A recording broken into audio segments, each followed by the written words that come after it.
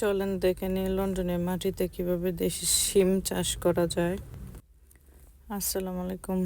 দেশি শিম গাছ ও লাউ গাছের আপডেট নিয়ে আসলাম। ঘরের ভিতরে এটি রাখা। আপনি ঘরের ভিতরে অনেক ঠান্ডার মধ্যে আমাদের ঘরের ভিতরে প্রসেসিং করতে হয়, একটু হার্ড। তারপরেও এটা হলো ওই যে এক মাস আগে যে লাউয়ের বীজ লাগাইলাম, এটা হলো সেই লাউ গাছ। এটা উঠলো, ওটা হয়েছে বা ওই ঘরের ভিতরে রাখতে হয়।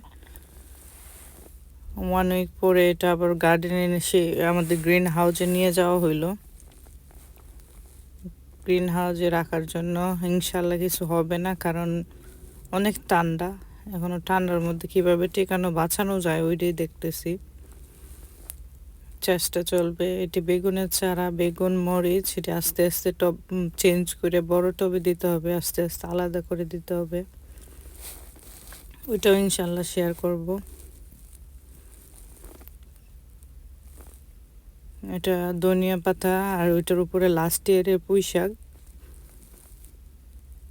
এটা ধনিয়া পাতাটা অনেক গন্ধ, এটার মধ্যে অনেক দেশি একটা অ্যারোমা আসে।